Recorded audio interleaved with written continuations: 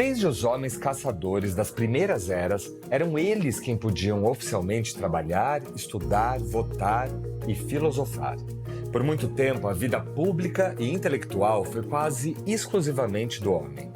Ainda que as mulheres exercessem sua intelectualidade, raramente iam para as capas dos livros, e tantas foram descreditadas e desacreditadas. Assim, a história do mundo vem sendo contada de forma parcial.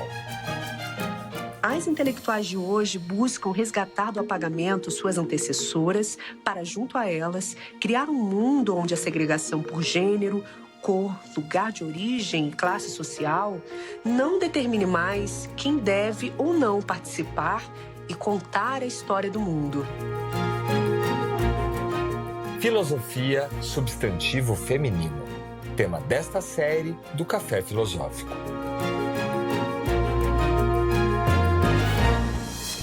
O que é ser mulher?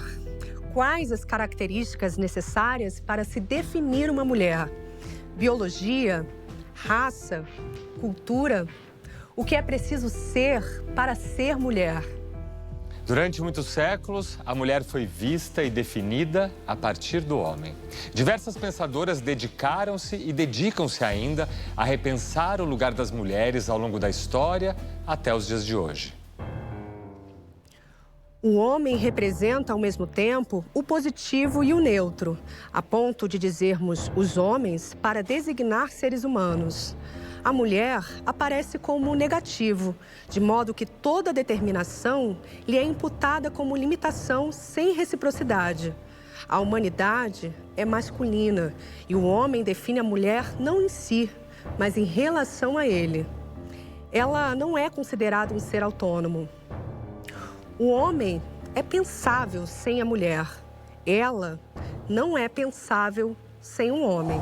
Esse percurso histórico que eu vou apresentar começa em 1949, com a publicação de O Segundo Sexo, da filósofa Simone de Beauvoir, e vai até 2019, quando o filósofo trans Paul Preciado faz o seu discurso manifesto Eu Sou o Monstro que Vos Fala, na Escola da Causa Freudiana em Paris, onde ele formaliza uma ruptura com o conhecimento científico sobre o humano que esteja baseado na diferença sexual. E também a sua ruptura com a diferença binária dos humanos entre homens e mulheres. Então, o que eu estou propondo é que essa ruptura já estava em latência desde a obra de Simone de Beauvoir.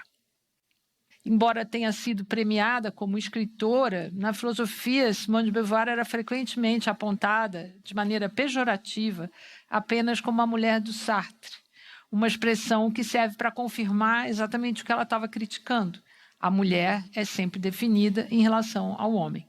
Ela foi uma filósofa existencialista que fez literatura e filosofia, porque, na verdade, ela partiu do princípio de que era preciso borrar essa distinção entre filosofia e literatura. E a outra fronteira que ela borrou de uma maneira muito vanguardista foi encarnar na sua forma de vida o que ela pensava, né? Acho que isso também é alguma coisa muito importante de dizer da Simone de Beauvoir, né? Se ela estava pensando contra esse lugar secundário da mulher, ela estava praticando isso na sua própria vida, né?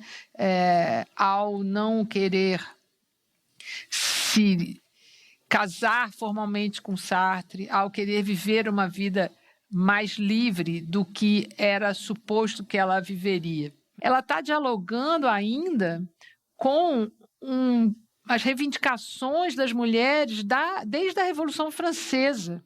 Então, a gente está em 1949, a Revolução Francesa foi em 1789, e ela ainda está enfrentando um problema que era moderno, que era o problema de educar as mulheres para a vida privada e orientar os homens para a vida pública. Então, também quando eu digo que ela viveu, né, encarnou uma forma de vida, é porque ela viveu uma vida pública, o que em si já era revolucionário no seu tempo, porque as mulheres ainda estavam limitadas a viver uma vida privada, né? Uma vida exclusivamente voltada para a família. E é muito interessante, porque na filosofia existencialista tem essa ideia, né, de que a existência precede a essência, né? Então é preciso... A liberdade está justamente na ideia de uma existência, né? E o que ela percebe é que não é possível ela se engajar nessa filosofia existencialista do Sartre sendo mulher, porque essa liberdade da existência não estava disponível para as mulheres, elas não podiam nem existir. Como é que elas iam ser livres? O primeiro volume do Segundo Sexo, que é dedicado a demonstrar como, em diversos campos do saber, a mulher era relegada ao estatuto de outra, de coisa, de objeto, de mercadoria de troca, né? O Segundo Sexo, que dá título ao livro, legado a uma posição secundária em relação ao primeiro, que é o homem, né? Com a Simone de Beauvoir, o feminismo do século XX questiona esse conceito de sujeito universal abstrato e torna-se um marco inaugural da crítica ao humanismo, aqui entendido o humanismo como uma forma de pensar o mundo a partir do homem europeu branco como centro de saber e de poder. Essa crítica ao humanismo, que toma conta do pensamento francês nos anos 60, já estava antecipada pela Simone de Beauvoir, justamente quando ela nos lega e faz algumas perguntas, né? Tornar-se mulher é tornar-se parte do conceito de sujeito universal abstrato? Existe um conceito universal de mulher? E a Simone de Beauvoir, para defender o argumento da mulher como segundo sexo, ela faz um panorama no primeiro volume do livro de como na filosofia, na psicanálise, na antropologia, na literatura, a mulher estava mantida nesse lugar secundário. Então, o primeiro filósofo que eu vou trazer da abordagem dela é Hegel, né? Ela estava imersa num ambiente francês de leitura de Hegel, um filósofo alemão que começa a ser lido na França nos anos 30, como um pensador da alteridade, né? Então, é interessante porque Alexandre Poiré, Alexandre Kojève, Jean Hippolyte, de 1930 a mais ou menos 1960, 70, junto com Foucault, Sartre, Derrida, Lacan, que são autores que estão dedicados a retomar a obra do Hegel, né? E assim como os seus pares filósofos, a Beauvoir também está estudando Hegel, especificamente a dialética do senhor e do escravo, né? Uma passagem da fenomenologia do espírito em que Hegel está pensando, e sobretudo os leitores franceses de Hegel estão pensando, que eu me constituo a partir da minha relação intersubjetiva com o outro. Então, eu não posso existir como eu sem que o outro também exista em relação a mim. E isso é tomado justamente como uma abertura à alteridade no sentido de que é uma questão ética que eu reconheça a existência do outro para que eu possa reconhecer a minha própria existência. E Beauvoir teve a astúcia de perceber que essa relação com o outro ainda não era suficiente para constituir a mulher como sujeito, já que nesse jogo especular aí entre o eu e o outro, o homem permaneceria sendo aquele que se constitui como sujeito e a mulher permaneceria restrita ao lugar de outro, aquela que se constitui numa identidade que está oprimida ou secundarizada em relação ao homem. Então, na percepção da Beauvoir, que eu chamei de astúcia, né, a mulher não seria capaz de se identificar como origem da alteridade, nem muito menos de obter reconhecimento para si, né, nesse jogo em que ela só fornece reconhecimento ao outro. Com essa crítica, a Simone de Beauvoir entra para a história da filosofia como a primeira filósofa a indicar que não havia nenhum roteiro para contemplar a constituição da mulher como sujeito. O que ela está dizendo é que a experiência da liberdade situada, pensada no âmbito da filosofia existencialista, da qual ela faz parte, só estaria acessível ao homem e não estaria possível de ser completada pelas mulheres. Portanto, o seu segundo sexo elimina da mulher a possibilidade de obter, de alcançar uma liberdade autônoma, né? Que é uma expressão também da filosofia existencialista. E todas essas restrições são decorrência dessa sobreposição entre o masculino e o neutro, né? Entre o abstrato, o universal e o homem, que conferem ao homem uma liberdade radical e constrangem a mulher a restrições que lhe são impostas apenas pelo fato de ser mulher. Tratava-se para ela, e em grande medida ainda se trata hoje, de ampliar a universalidade do conceito do humano. Universalidade essa que é capturada pelo homem para definir apenas a si mesmo de forma muito particular. Tem um outro filósofo com quem ela dialoga, que se chama Emmanuel Levinas. Esse estava vivo e atuante, né, na França, e ela mantém com Levinas um diálogo e um debate intenso durante muitos anos. Ela se refere a ele logo na introdução de O Segundo Sexo, quando diz que a mulher determina-se e diferencia-se em relação ao homem, e não ele em relação a ela. Ela escreve que a fêmea é o não essencial perante o homem, que é o essencial. Que ela faz uma crítica a Levinas, porque ela atribui a ele uma visão androcêntrica e um privilégio do homem em determinar a mulher como seu outro, né? Nos mantendo, então, nós mulheres, mais uma vez, nessa posição secundária. Para Levinas, a diferença sexual precisava ser entendida como uma dualidade de dois termos complementares.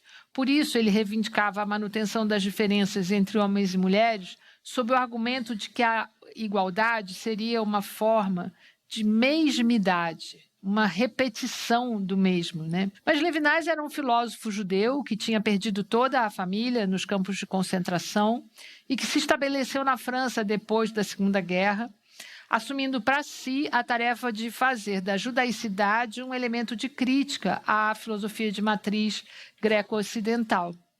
E o seu interesse era, sobretudo, pensar a diferença, né? E esse interesse vinha da concepção que ele tinha de que o Holocausto e o extermínio dos judeus eram decorrência da impossibilidade que a filosofia tinha de pensar a diferença, que precisava ser, portanto, no argumento dele, preservada. Por isso, para ele, naquele momento, acentuar a diferença era um gesto ético-político mais importante que pensar a igualdade. E, de alguma forma, Levinas e Beauvoir estavam no mesmo campo, né? A crítica de um pensamento humanista que restringia a concepção de humano. Ele estava interessado em pensar por que os judeus tinham sido excluídos do conceito de humano, e ela estava interessada em pensar por que as mulheres tinham sido excluídas do conceito de humano. Só que para Simone de Beauvoir, assim como para as mulheres que a antecediam desde a Revolução Francesa, era inconcebível que a diferença sexual continuasse sustentando uma hierarquia entre homens e mulheres, tanto na vida social quanto nas relações éticas, né? Entre as pessoas, né? De alguma forma mantendo essa ideia do secundário, né? Sartre alegava que eu compreendia doutrinas filosóficas mais rápido e com mais precisão do que ele. De fato, ele tendia a interpretar filosofias de acordo com seu próprio esquema. Para ele, era muito difícil esquecer de si mesmo e adotar sem reservas um ponto de vista estranho. Mas eu não tive tal resistência a lutar. Meus pensamentos se adaptavam imediatamente ao pensamento que eu tentava compreender. Eu não o aceitava passivamente. Mesmo quando eu concordava, eu também percebia lacunas e incoerências e explorava elaborações possíveis. Se uma teoria me convencia, ela não permanecia exterior a mim. Ela mudava minha relação com o mundo, coloria minha existência. Em suma, eu tinha uma capacidade sadia para adotar, um senso crítico para desenvolver. Para mim, filosofia era uma realidade viva. No próximo bloco... A diferença sexual é sustentada por uma ideologia que consegue mascarar, em nome da natureza, o que, na verdade, é uma oposição social entre homens e mulheres.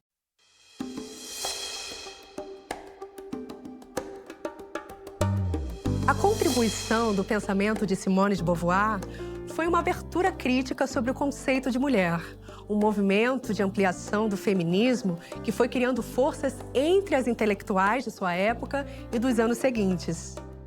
Em todo o mundo, diversas pensadoras passaram a questionar a heteronormatividade e as verdades até então pré-estabelecidas. Quando o termo sexismo entra para o dicionário na França, em 1978, Simone de Beauvoir celebra dizendo: nomear é revelar, e revelar é agir. O que eu acho muito importante observar que nós, no Brasil, quando estudamos filosofia francesa contemporânea, nós situamos os autores e as autoras que nós estudamos em relação ao trauma da Segunda Guerra e do Holocausto. Mas, na grande maioria das vezes, nós não incluímos o problema da crise da colonização francesa, nem consideramos o problema da França estar enfrentando um conjunto de movimentos de emancipação das suas colônias no continente africano. Mas há um conjunto de indicadores, né, que a gente precisa tomar aí para pensar que a França era um império colonial em declínio, digamos, né? Basta ler o discurso do colonialismo, por exemplo, proferido por Aimé Césaire em 1948, portanto, totalmente contemporâneo do Segundo Sexo, né? Para perceber que a França não estava atravessada apenas pelo trauma do nazismo, mas também pelo fim desse império colonial, que terminaria com a última das independências na Guerra da Argélia, que fez parte de maneira traumática da vida social francesa entre 1954 e 1962. Esse período, né, que é um pouco posterior à publicação do Segundo Sexo, é um período filosófico importante. Né? Em 1952, Frantz Fanon publica Pele Negra, Máscaras Brancas. E, em 61, ele publica Os Condenados da Terra, que tem prefácio de Jean-Paul Sartre.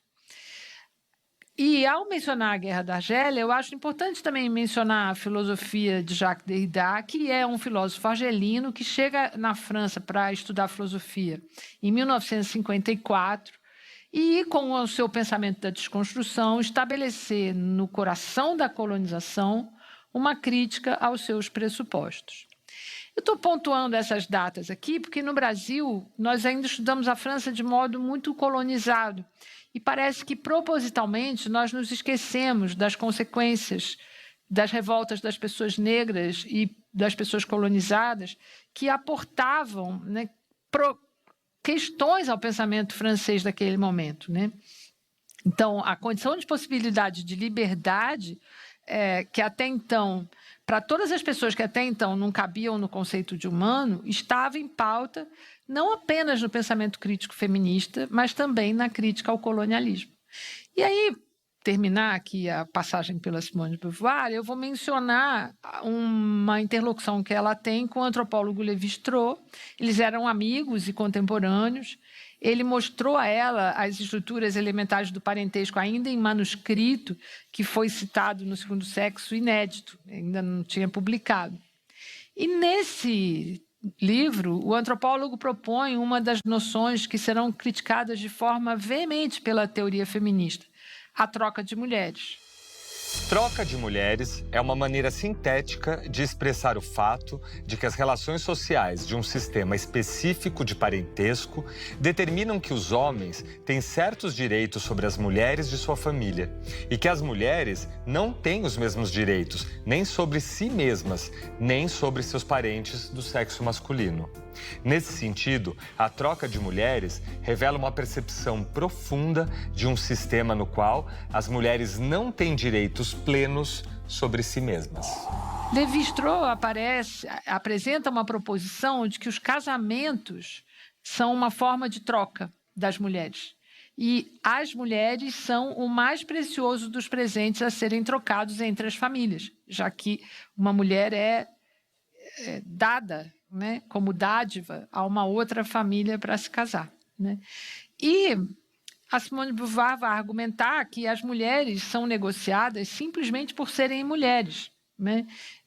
Portanto, confirmando aí a hipótese dela de que as mulheres não alcançam a posição de sujeito, ficando mantidas como mero objetos, como mercadorias, cujas negociações, né, servem para confirmar o poder do homem sobre as suas vidas. Mais tarde, em 1975, a antropóloga Gayle Rubin vai fazer uma decisiva crítica a Lévi-Strauss, argumentando que as formas de parentesco, essas formas de criação de família, são também organizadoras de poder, que é sempre mantido na mão dos homens, porque são os homens que estabelecem os laços sociais e econômicos por meio da troca de mulheres, que são elementos centrais para outras dádivas, para outros presentes, né? Então, a partir da troca de mulheres, se tem acesso à genealogia, a sobrenomes, a direitos sucessórios, né? E à atividade sexual também, né? E com essa crítica, a Rubin está indicando que a troca de mulheres já é o fundamento do sistema heteronormativo que começa, então, a ser criticado. Aqui no Brasil, autoras como Lélia Gonzalez, Beatriz Nascimento, Sueli Carneiro, por exemplo, são mulheres que vão questionar, cada uma ao seu modo, o feminismo a partir de uma crítica produtiva, a fim de reivindicar sua ampliação, né? Nos Estados Unidos, as feministas negras, como Angela Davis, Bell Hooks e Audre Lorde, também estavam se havendo com essa questão sobre os limites do conceito de mulher para representar as mulheres negras, né? Esse movimento também acontece nas latino-americanas e nas feministas lésbicas, que também fazem essa pergunta. Se existe um conceito universal de mulher, quais são as mulheres que cabem nesse conceito? Operar um conceito universal de mulher não seria repetir a exclusão das diferenças que o conceito de humano já havia produzido? E no circuito França-Estados Unidos tem uma autora fundamental, que é a francesa Monique Wittig. Ela publica o seu primeiro livro, que é um romance chamado As Guerrilheiras, em 1969. Então, ela está escrevendo sacudida pelas revoltas do maio de 68. A Monique Wittig tem uma imensa importância no debate sobre a necessidade de contestar o conceito universal de mulher. Conceito que, segundo ela, só poderia existir dentro daquilo que ela chama de sistema de heterossexualidade compulsória, ou de heteronormatividade. O chamado gênero masculino significa a forma abstrata, a geral, a universal, pois a classe dos homens se apropriou do universal para si. É preciso entender que os homens não nascem com a faculdade do universal e que as mulheres não são reduzidas ao particular no nascimento. O universal foi e continuamente é apropriado pelos homens. Esses termos vão ser retomados pela Butler depois e participam da crítica de outras pensadoras feministas, como a própria Gayle Rubin, que eu já mencionei, mas também a Adrienne Rich e a Denise Healy, que são autoras citadas pela Butler em Problemas de Gênero, né? A Monique Wittig, ela foi lida pela Judith Butler, que segue a sua trilha de crítica à heteronormatividade em Problemas de Gênero, e foi uma influência muito importante para Paul Preciado, que dedica a ela o seu primeiro livro, O Manifesto Contrasexual, que é de 2004. Wittig argumenta que a diferença sexual é sustentada por uma ideologia que consegue mascarar, em nome da natureza, o que, na verdade, é uma oposição social entre homens e mulheres. Então, para ela, passa a ser fundamental desnaturalizar a existência de um conjunto homogêneo de mulheres, né? Pensando que há uma enorme diferença entre as mulheres, né? E também pensando que o termo mulher só pode ser entendido como uma categoria única num sistema heteronormativo e patriarcal. Por isso, tem um momento desse texto Pensamento Hétero que ela começa propondo uma distinção entre três categorias. Ser mulher é uma coisa, ser feminista é outra coisa, e ser lésbica é uma terceira coisa.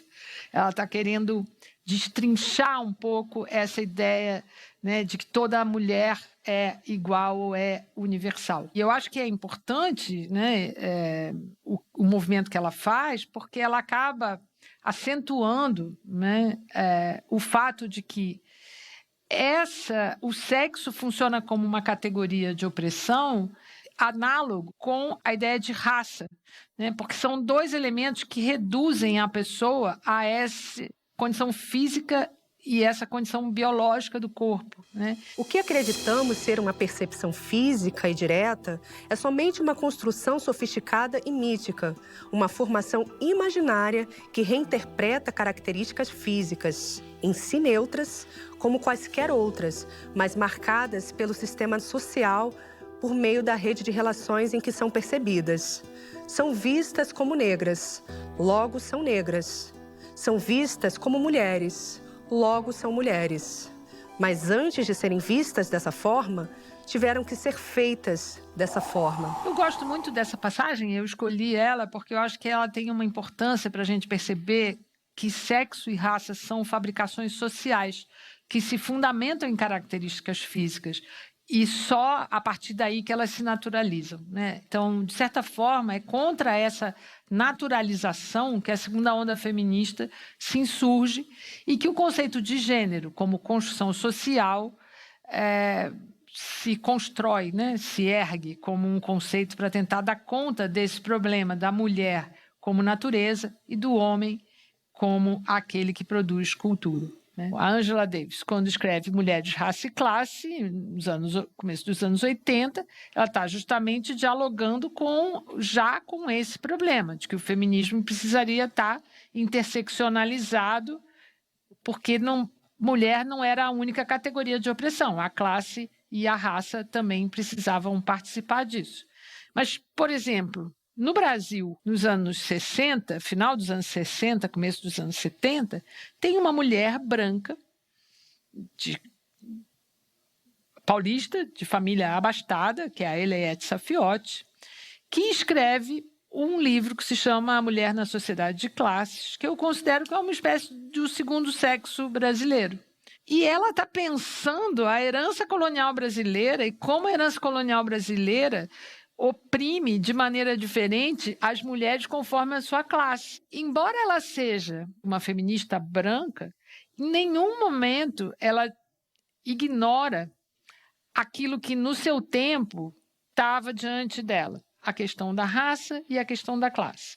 Ela não trata, de fato, do feminismo trans, mas eram os anos 60. Eu sei e eu lamento que existam feministas que não considerem, por exemplo, as mulheres trans como mulheres. Mas eu não acho que isso existe no feminismo branco. Eu acho que isso existe num feminismo essencialista. Então, para ser coerente com essa crítica à ideia de essência, não é possível ignorar as mulheres trans, as mulheres negras, as mulheres não ocidentais, porque a ideia de essência é ela mesma violenta com várias outras formas de ser mulher que não estariam contempladas, digamos, numa forma ideal ou numa forma universal de ser mulher. E eu acho a Lélia um nome muito importante no feminismo brasileiro, porque ela enfrentou, digamos, na própria militância, esse problema, ou essa pergunta: eu vou ser feminista ou eu vou ser antirracista? Como se fossem coisas excludentes, né? E ela confrontou as feministas brancas brasileiras, né? Justamente com esse problema, que é um problema fundamental, que é, bom, e as mulheres brancas no feminismo vão oprimir as mulheres negras da mesma maneira como as mulheres brancas são oprimidas pelos homens? É disso que se trata, de uma repetição de opressão? E de tal maneira que, num certo momento, ela abraça o movimento negro unificado, porque ela passa a entender que ser militante contra o racismo é mais importante do que ser feminista, né? E, de fato, o racismo é um tema fundamental para ser enfrentado na sociedade brasileira, né? E ela tem uma contribuição que eu considero monumental, que é a maneira como ela percebe que e mobiliza um conceito de Freud, que é o conceito de denegação, para pensar o racismo brasileiro. Então, ela opera com uma frase, que é uma frase muito comum, muito banal, que todo mundo diz, que é: eu não sou racista. E ela diz, o problema dessa frase é que o que essa frase afirma é justamente que a pessoa é racista, porque ela volta lá no Freud, na estrutura que o Freud pensa da denegação, que é quando você nega uma coisa, você está, na verdade, afirmando.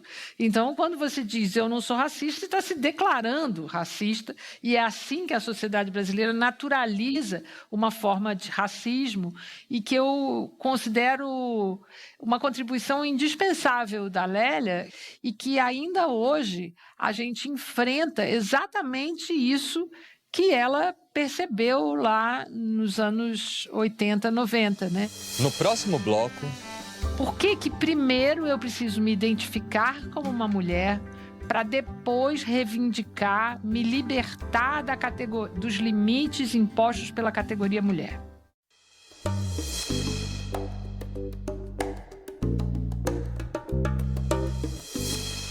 Nos dias de hoje, após tantos estudos e uma ampla crítica ao conceito de mulher, uma nova questão se apresenta: o feminismo, a questão de gênero. O feminismo diz respeito apenas às mulheres? Ainda cabe a pretensão de universalidade do conceito de ser mulher? Como disse a filósofa Carla Rodrigues, a ideia de essência é violenta com outras formas de ser mulher que não estão contempladas na forma universal de ser mulher. E aí, então, né, eu chego a Judith Butler. O livro dela, Problemas de Gênero, foi publicado nos Estados Unidos em 1990, chegou no Brasil em 2003, com umas primeiras proposições do livro, que é também uma pergunta que ela endereça ao feminismo. É possível pensar em um feminismo que não seja feito apenas em nome do sujeito mulher? É uma pergunta que tem como ponto de partida a percepção de um paradoxo. O paradoxo é: por que primeiro eu preciso me identificar como uma mulher para depois reivindicar, me libertar dos limites impostos pela categoria mulher? Esse paradoxo vem acompanhado de uma questão na filosofia de Butler. Se ser mulher significa sustentar um conjunto de pressupostos essenciais dos quais eu tenho lutado para me libertar, por que primeiro eu preciso me afirmar como mulher para depois ser feminista? É um deslocamento que parece pequeno, mas que eu acho que muda tudo. Então, quando Butler diz que o sujeito mulher não deve ser o fundamento da política feminista, é uma espécie de libertação, porque abre a possibilidade de romper com esse círculo fechado. É um problema político que, primeiro, as mulheres precisem se identificar como mulheres, sendo, então, constrangidas à categoria fechada, e só nessa categoria fechada elas podem ser representadas na política, para depois, dentro dessa categoria, reivindicar direitos. E esses direitos já serão limitados pelo simples fato de atenderem apenas às mulheres que estão identificadas nessa categoria. Então, esses limites impostos pela categoria mulher estão ligados à ideia da secundarização, né, para pensar com a Simone de Beauvoir, ou a ideia da subalternização da mulher, para pensar com o feminismo negro, ou com a ideia da heterossexualização da mulher, para ecoar a questão das mulheres lésbicas, né? Então, quando a Butler propõe ampliar o feminismo para além da mulher, ela está, na verdade, deslocando o eixo da crítica. Em vez de se concentrar, como a segunda onda feminista já havia feito, na diferença sexual binária, ela faz um giro em direção à heteronormatividade como principal chave de compreensão para as formas de segregação de todas as pessoas. Ela está escrevendo num momento político feminista que os Estados Unidos estavam enfrentando no final dos anos 80, que eram as forças conservadoras promovendo um grande discurso de retrocesso, com narrativas pautadas pela ideia de que os objetivos feministas de emancipação e de liberdade estavam prejudicando e sobrecarregando as mulheres, que já tinham conquistado tudo o que precisavam e, portanto, podiam se pôr um fim no feminismo com o fim do século XX, porque o que as mulheres queriam mesmo era voltar para o fogão. Então, nesse momento lá, desse contexto que a Butler está enfrentando retrocesso imposto pelas forças conservadoras, ela resolve, então, criar os seus próprios problemas. Ao invés de entrar nessa onda que anunciava o fim do feminismo, ela, na verdade, está propondo uma ampliação do feminismo para além da mulher, né? E é assim que, sem nunca abandonar o conceito de gênero, afinal de contas o título do livro é Problemas de Gênero, né?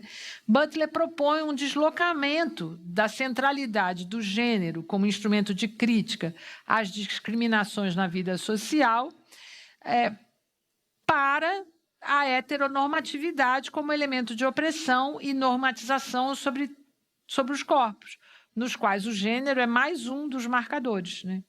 E essa discussão sobre o uso do conceito de gênero tem sido, para nós feministas, um grande problema legado pela Butler, porque não se trata nem de nos desfazer do conceito de gênero, nem de nos apoiarmos apenas nesse conceito para pensar a posição secundária da mulher na vida social. E, desde então, a filosofia política da Butler tem se desenvolvido como uma crítica ao projeto de normatividade, como compreensão para diferentes formas de segregação, né? E essas formas de segregação, elas visam separar as vidas que se tornarão mais ou menos precárias pelas políticas de Estado, as vidas que têm valor e as vidas que não têm, as vidas vivíveis e as vidas matáveis, né? As vidas que têm direito ao luto e as vidas que não têm, que é o tema que eu discuto no meu livro, né? O luto entre clínica e a política, Judith Butler, para além do gênero. Para entender essa relação com o conceito de gênero, é preciso entender também que o objetivo da crítica ao gênero e à diferença sexual binária é ampliar o feminismo ao fazer a crítica à heteronormatividade, né, que, ao fim e ao cabo, volta ao mesmo ponto do começo, que é fazer a crítica do limite do conceito de humano. Por isso, quando Butler publica Problemas de Gênero, ela está fazendo dois movimentos complementares. Primeiro, ela está sintetizando o debate que veio antes dela, né? E, ao mesmo tempo, ela está abrindo novas possibilidades. É suficiente que o feminismo seja feito apenas em nome da mulher? O feminismo é um humanismo, né? Ou seja, vai se restringir novamente ao conceito de humano? E, na verdade, em Butler eu entendo que se trata de reivindicar reconhecimento e inteligibilidade de todas as pessoas que ainda não puderam ser abarcadas na pretensão de universalidade do conceito de humano, onde, historicamente, só coube o homem. Se há algo de certo na afirmação de Beauvoir de que ninguém nasce e sim torna-se mulher, decorre que mulher é um termo em processo, um devir, um construir de que não se pode dizer com acerto que tenha uma origem ou um fim. Como uma prática discursiva contínua, o termo está aberto a intervenções e ressignificações. É por causa desse argumento de que tornar-se mulher é um processo, é um devir, que eu tenho trabalhado com uma outra proposta de tradução da famosa frase da Simone de Beauvoir, on ne naît pas femme, on devient. Que a tradução convencional é ninguém nasce mulher, torna-se mulher. Eu tenho traduzido por não se nasce mulher, se devém mulher, né? É uma tradução mais literal, né? Mas que traz para a cena o verbo devir, né? E o meu objetivo justamente é reforçar esse devir como indicação de movimento, né? Um modo de confirmar o que eu leio naquela passagem da Butler, quando ela diz que a teoria de Simone de Beauvoir implicava consequências aparentemente radicais que a própria Beauvoir não pôde antecipar. Então, para mostrar como essa radicalidade ainda se desdobra na Butler, eu tenho atribuído a ela uma nova versão dessa frase da Simone de Beauvoir. Fui eu que escrevi, dizendo que ela poderia ter escrito. Não se é, se devém em movimento de diferenciação. E acho que é importante perceber que a palavra mulher desaparece. Embora se veja frequentemente em Beauvoir uma defensora do direito de as mulheres se tornarem, de fato, sujeitos existenciais e, portanto, de serem incluídas nos termos de uma universalidade abstrata, sua posição também implica uma crítica fundamental à própria descorporificação do sujeito epistemológico masculino abstrato. Esse sujeito é abstrato na medida em que repudia sua corporificação socialmente marcada e em que, além disso, projeta essa corporificação renegada e desacreditada na esfera feminina, renomeando efetivamente o corpo como feminino. Essa associação do corpo com o feminino funciona por relações mágicas de reciprocidade, mediante as quais o sexo feminino se torna restrito a seu corpo e o corpo masculino plenamente renegado. Torna-se, paradoxalmente, um instrumento incorpóreo de uma liberdade ostensivamente radical. No próximo bloco, esse conceito universal de mulher ainda opera, há uma insistência numa normatividade que constrange o próprio conceito de humano.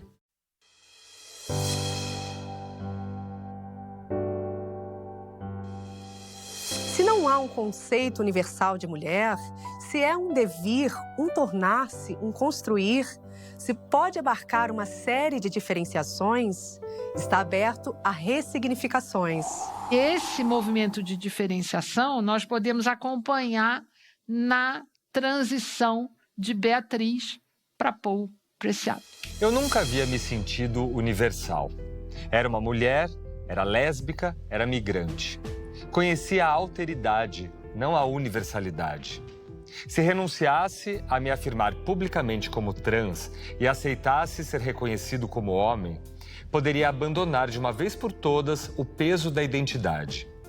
Não existe identidade mais esclerosada e mais rígida do que a sua identidade invisível, que a sua universalidade republicana. Sua identidade leve e anônima é o privilégio da norma sexual, racial e de gênero. Ou bem todos temos uma identidade, ou então não existe identidade. Ser marcado com uma identidade significa simplesmente não ter o poder de nomear sua posição identitária como universal. Eu Sou o Monstro que Vos Fala é uma conferência proferida na Escola da Causa Freudiana em Paris em 2019, num congresso que tinha como tema a mulher na psicanálise. Essa conferência do Preciado, apesar de um tom muito provocador dirigido aos psicanalistas, ela não brotou de um impulso irrefreado de fúria, né? Mas, bem ao contrário, quase tudo que está ali vinha sendo elaborado por muitas feministas, algumas eu mencionei aqui, mas há muitas outras que se dedicaram a pensar o problema da diferença sexual binária, especificamente na psicanálise.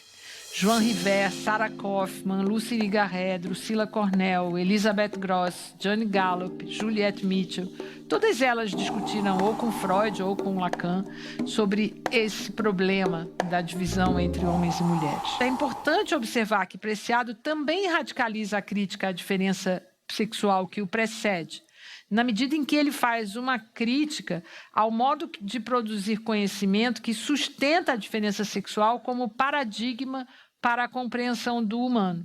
E o Preciado usa como metáfora a imagem de um aeroporto, e é uma imagem que ele toma emprestado do antropólogo Bruno Latour.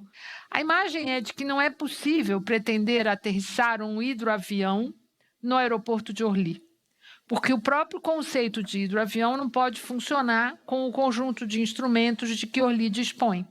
Então, embora um aeroporto como Orly ou como Viracopos tenha um conjunto muito avançado de tecnologia,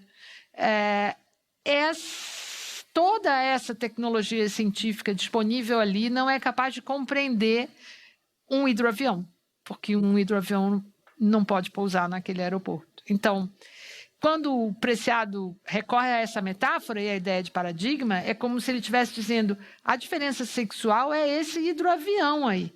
Hoje, o mundo já tem aeroportos como Orly ou Viracopos e há uma infinidade de outras possibilidades e o conhecimento científico sobre o humano continua operando com um hidroavião. Não se trata mais de discutir dentro das teorias que ainda se sustentam nesse paradigma da diferença sexual, mas se trata de fazer um giro para fora dessas teorias, de inventar de encontrar uma saída dessa jaula do binarismo homem e mulher ou masculino e feminino, que insiste em operar ali mesmo onde já não pode mais dar conta dessa multidão de pessoas cujas vidas não são inteligíveis sem a transformação radical a que Preciado se refere, o que inclui pessoas negras, pessoas trans, pessoas homossexuais, migrantes e, em muitos casos, e infelizmente, ainda inclui também as mulheres. Quando falo de uma nova epistemologia,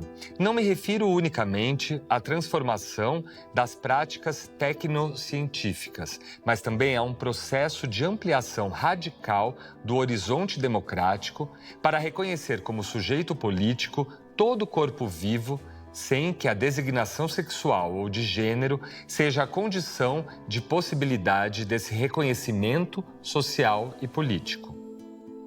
A violência epistêmica do paradigma da diferença sexual e do regime patriarco-colonial está sendo posta em questão pelos movimentos feministas, antirracistas, intersexo, trans e handqueer, que reivindicam um reconhecimento como corpos vivos, plenos de direito, daqueles, daquelas e daqueles que haviam sido marcados como politicamente subalternos.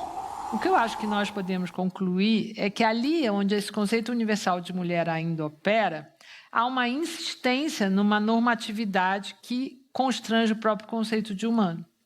Então, trata-se, portanto, de pensar a teoria e a prática feminista como um movimento radical de abandono das restrições que o conceito de humano impõe às nossas formas de vida e fundamenta todo tipo de violência. A restrição do que entendemos como humano é um dos pilares de sustentação da violência estrutural e colonial que nos constitui como sociedade.